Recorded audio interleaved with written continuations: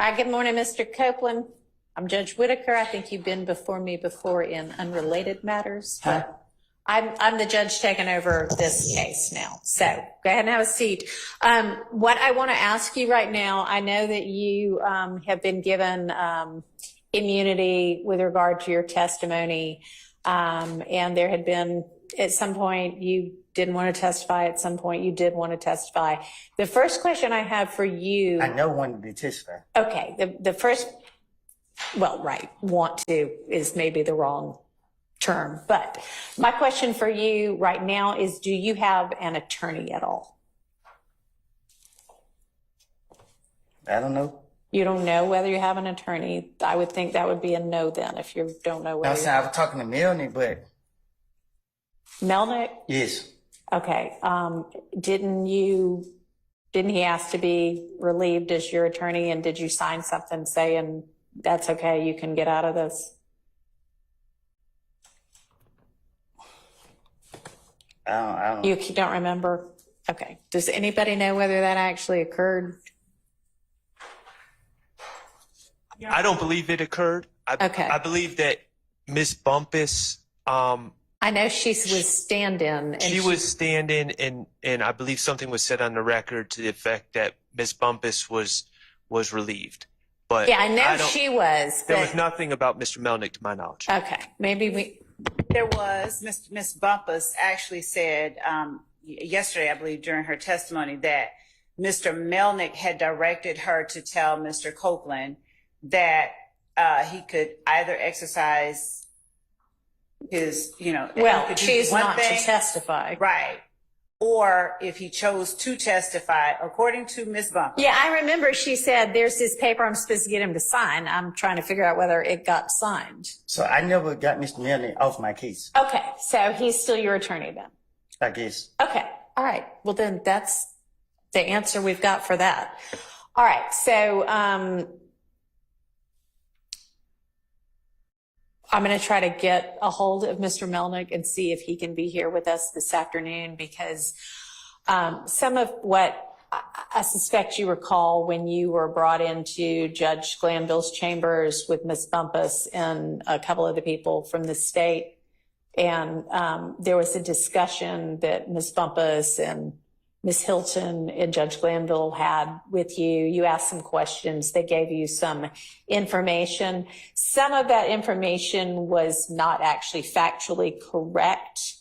And I want to make sure that you have the opportunity understanding what it is that the immunity order means, understanding what the potential consequences are if you do testify or if you don't. We're basically going to kind of start over and So do if I that don't over. testify, So if I don't testify, how long you gonna hold me in jail? So, I mean, that's still an issue that you can be held in jail through the end of this trial. But I'd rather have Mr. Melnick here to advise you about the potential drawbacks of and benefits of what, if there are any, This of any trial of right your. here? To the end of this trial? Yes. Not the other people. Not as far as I believe, but the state, what, did you want to do some further research on that? Yes, just to advise the court of. Okay, so I just wanted to know, first off, do you have an attorney? Because if you do have an attorney, then your attorney may have some information, advice, and research for me about that. So I want to make sure that I tell you the correct thing about that, okay? So we're going to take a lunch break in a little while, and why don't we plan to have you back here on standby at least. I don't know who was in communication, but we need to reach out to Mr. Melnick, see what his availability is. So just be on standby in case I need you here, like at 2 or 3 this afternoon. 2 or 3? Yeah, because we're about to take a lunch break before too much longer. So you're okay to leave for the next couple of hours, but stay where whomever reached out from the state can reach you to let you know whether you need to be back here this afternoon or potentially tomorrow instead, okay? All right. All right, thank you.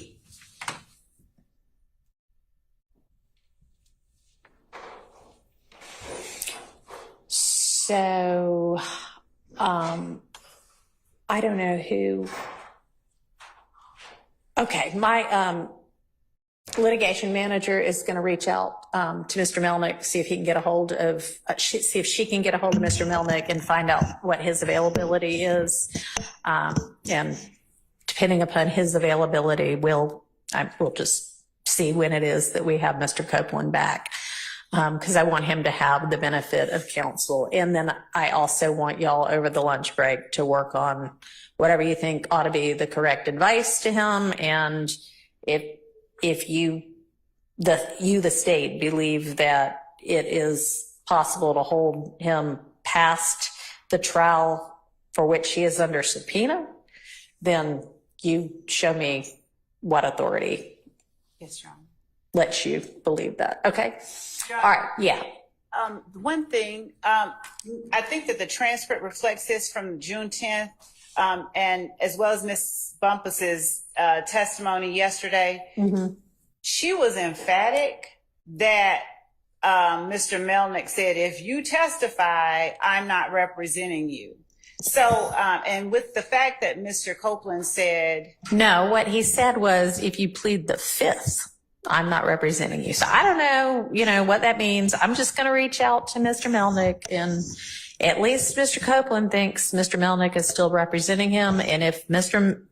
Copeland never signed whatever that was relieving him, I don't know exactly what their arrangement is, but let's find out from Mr. Melnick. yes, Your Honor. All right.